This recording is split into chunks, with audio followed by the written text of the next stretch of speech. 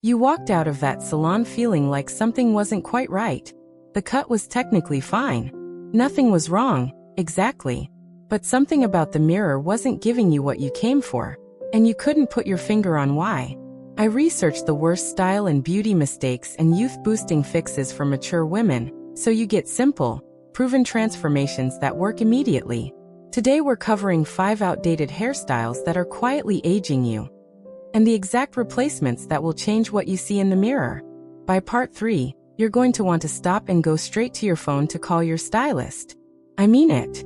Part 1 is about the cut that's so common it's practically invisible, which is exactly why it's so dangerous. Part 2 covers what happens when good intentions go wrong with volume. Part 3. That one surprised even me, because the mistake isn't what most women assume it is at all. Part 4 is the texture trap most women have been falling into for years. And Part 5 is the finishing detail that the right woman wears like a crown, and the wrong version that quietly dismantles everything. If you haven't already, hit subscribe. I cover this every week. Part 1. The blunt jaw-length bob. There is a haircut that has been sitting in salons for decades like a reliable old friend. And for women over 50, it has quietly become one of the most aging things you can walk out wearing. You probably know exactly which one I mean. Maybe you're wearing it right now. Here's something worth hearing before we go any further. This is the one a friend of mine heard, and immediately called her stylist the same afternoon. That's how quickly it lands once you see it. The blunt jaw-length bob. Clean, sharp, geometric. It looks structured and polished on the hanger. And on paper it sounds like exactly the kind of precise, intentional cut that signals elegance. But here is what nobody tells you about it at this stage of your life. That hard horizontal line sitting right at your jaw is drawing the eye to the widest point of your lower face and holding it there. It is not framing your features. It is boxing them in. And the older we get, the more that line starts to compete with the natural softening of the jaw. And it always wins in the wrong way. This specific cut is pulling the focus downward, compressing your cheekbones, and shortening the visual length of your neck. On a woman over 50 with truly stunning bone structure, that is a genuine loss. The insight here is simple and a little uncomfortable. The blunt bob became the go-to safe cut for mature women precisely because it looks intentional. It signals that you made a decision. You didn't just let things grow out. You went to a salon and asked for something. And there is a kind of confidence in that, which is exactly why so many women have been loyal to it for years without questioning what it's actually doing to their face. But safe is not the same as flattering. And at 50, 60, 70, you are too beautiful to settle for safe. This one is everything, and the fix is easier than you think. What you want instead is length. Not dramatic length. Not a full sweep down your back. Just enough to move the hem of your hair past the jaw entirely. A soft layered cut that lands between the collarbone and the chin, with face framing layers that angle slightly forward at the front, does something the blunt bob cannot. It draws the eye upward. It follows the line of your cheekbone. It elongates your neck. It lets your face breathe. If you've been wearing a blunt jaw-length bob for years, here is the swap. Ask your stylist for a layered lob, a long bob, that falls 1 to 2 inches below the jaw, with soft layers starting from the cheekbone. Ask specifically for layers that move rather than sit flat. Ask for the corners to be softened, not cut blunt. Maintenance on this cut is simple. A trim every 8 weeks to keep the layers from merging, and a light wave or bend through the mid-lengths to give it life. You don't need heat every day. A little texture spray and a finger wave through the front layers is all it takes. One small shift in length. One decision about where that line sits on your face. That is what changes everything from here. Coming up next, the one mistake involving volume that I see most on women who are genuinely trying to do the right thing. That's what makes it so important to talk about. Part 2, the overpermed volume helmet. Stop for a second and ask yourself honestly, when did you last look at a photo of yourself and think, my hair looks lighter than I feel? Because there is a specific style that has been doing the opposite of that for decades, and it has been doing it so effectively, so quietly, that most women who wear it have simply stopped noticing. The overpermed volume helmet. You know the shape. Tight, uniform, all over curl. Lifted from the roots in every direction. Round as a globe. The same curl from crown to nape, No variation, no relief. I watched a woman in a salon chair last week, stunning bone structure, perfect posture, and the perm she'd had for 15 years was doing all the wrong things to her face. She kept asking the stylist to just maintain it. She didn't know what she was actually asking for. Here is what this style is doing to your face right now. It is adding visual width at the crown while simultaneously adding weight at the sides, which shortens your neck and presses your jawline outward. The result is a silhouette that competes with your face rather than framing it. And at 60, 65, 70, your face deserves to win that competition every single time. The reason this style became so popular, and why it has stayed popular through generations, is that it genuinely solved a problem women faced in their 40s. Fine, thinning hair that wouldn't hold a style. The perm gave volume. It gave hold. It gave the appearance of density where there wasn't any. That was real. That was useful. But the version that solved a problem at 45 is not the same version that serves you at 65. Write this one down. What has changed is not your need for volume. That need is still completely real and completely valid. What has changed is where the volume should live and what shape it should take. Uniform volume at every point of the head ages. Strategic volume at the crown and crown only, with softness and movement through the sides and lengths, lifts. There is a reason the most elegant women you've ever seen wear hair that moves. Movement creates lightness. Lightness reads as youth. Not because it's trying to pretend anything, but because it communicates ease. So here is the swap. If you are currently wearing a tight all-over perm, ask your stylist about a soft body wave instead.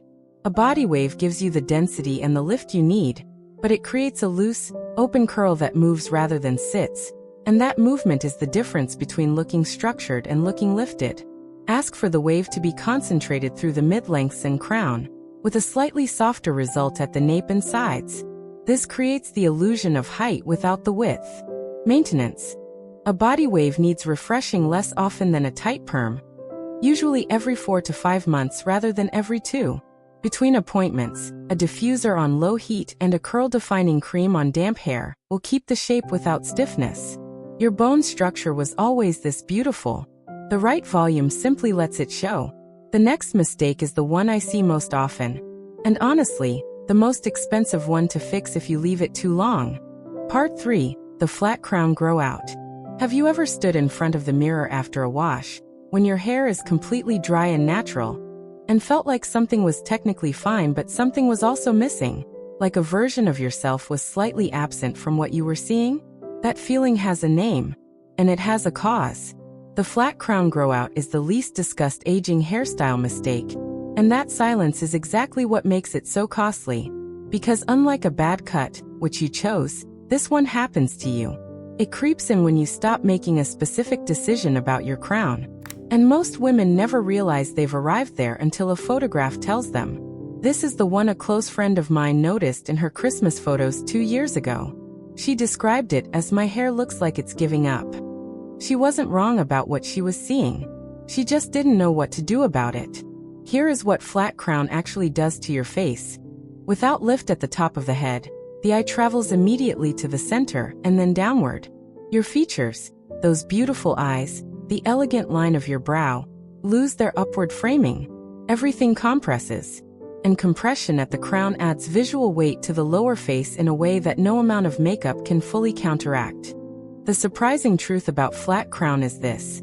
It is almost never the hair's fault. The hair doesn't go flat. The approach to the hair changes, or more accurately, stops. Women arrive at flat crown by choosing neutrality, by letting appointments stretch, by not asking specifically for what the crown needs at every visit. It is a passive arrival, not an active mistake. Yes, that's simple.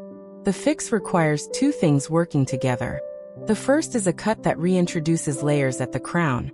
Not choppy, not dramatic, but deliberate. 2 to 3 inches of layering at the very top of the head gives the hair somewhere to go when it dries. It creates lift without product because the shape does the work.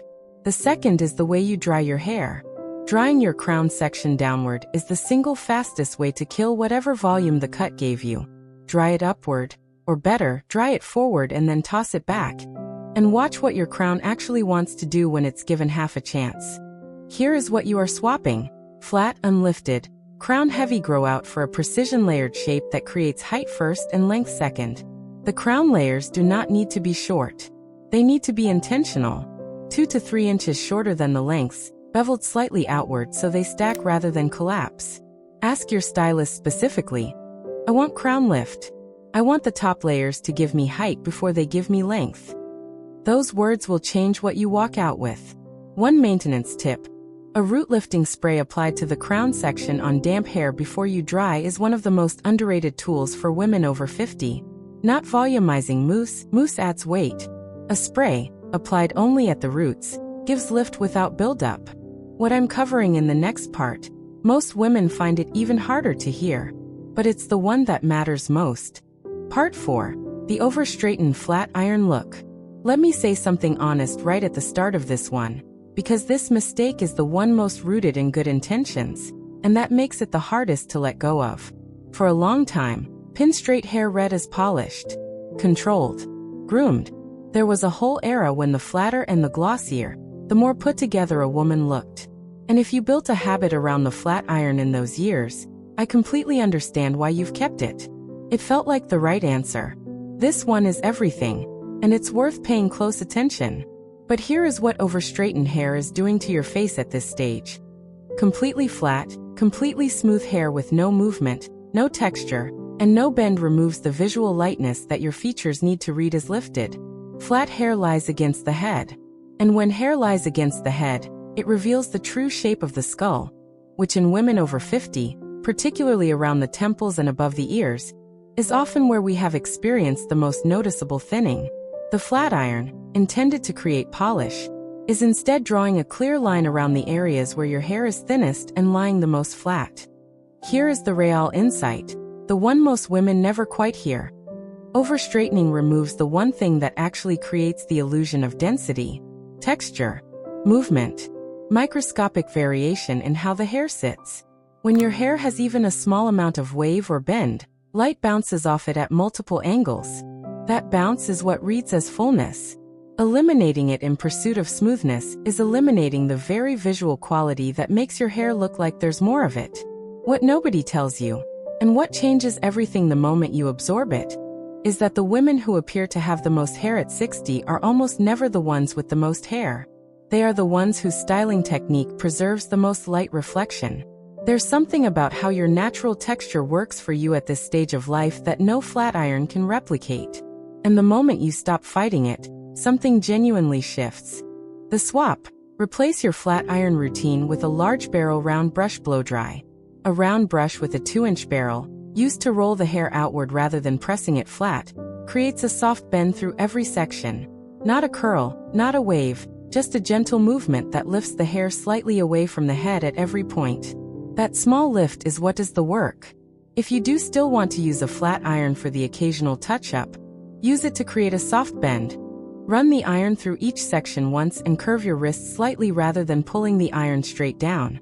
This one wrist adjustment is the difference between flat and alive. Maintenance. Heat protectant every single time without negotiation. And a weekly deep conditioning treatment if you have been straightening regularly, because the cumulative dryness of daily heat is what makes the thinning at the temples more visible, not less. There's one thing about the final hairstyle mistake that nobody in this space talks about. That's next. Part 5. The unsoftened one-length curtain cut. Bold claim to open this one. The most aging thing about a hairstyle is almost never the cut itself. It is the absence of one single detail. And this part is about that detail. The one-length curtain cut, long, straight, middle-parted or side-parted, falling flat without layers, is one of the most common hairstyles worn by women over 50 who want to keep their length. And wanting your length is completely valid. Length can be extraordinarily elegant on a mature woman. But there is a version of keeping your length that quietly works against everything you are trying to do. And it comes down to what is happening, or not happening, around your face. This is the mistake I see on the most genuinely elegant women, which is what makes it worth spending real time on here. When long hair is cut in one length with no face framing layers, no pieces that angle forward to follow the line of the cheekbone, the hair creates a frame that is parallel and vertical. It falls straight down on either side of the face like a curtain. And curtains are designed to frame a window, not a face. That straight fall of hair runs right past the most beautiful parts of your features. Your eye shape, your cheekbone line, the lift of your brow, without interacting with them at all. Here is the insight. Face framing layers are not a style choice. They are a structural choice. They decide whether your hair is working with your face or simply falling near it. Women who wear long hair and look genuinely radiant at 60 and 70 are not wearing different cuts from the women who look older than they are. They are wearing the same basic length with one specific architectural addition. Layers that angle inward, toward the face, starting at the cheekbone. Honestly, this is the one thing I wish someone had drawn a picture of for me 20 years ago. Because once you see it, you cannot unsee it. The swap is precise and requires only one conversation with your stylist. If you are currently wearing one-length long hair, ask for face framing layers. Specifically, pieces that start at the cheekbone and angle forward, 2 to 3 inches shorter than your overall length. Do not ask for layers throughout. That is a different cut and a different result. Ask only for the face framing section. The length stays. The curtain becomes a frame. If your hair is fine, ask for the face framing pieces to be cut with a point cut technique rather than a blunt cut. This softens the ends and allows them to sit forward more naturally rather than sticking straight out. One maintenance truth about this cut. Face framing layers grow out faster than the rest of your hair because they are shorter to begin with. Commit to a 6-week trim schedule, just the front pieces, nothing else, and this cut stays perfect indefinitely. Your natural elegance was always there. The way your features carry light, the line of your bone structure. These don't need to be hidden behind a curtain of unsoftened length. They need to be met, framed, given the space to show up. I didn't expect part 5 to be the one people message me about most. But it always is. You just learned the 5 specific haircuts that have been quietly aging women over 50, and the exact replacements that change what the mirror gives back.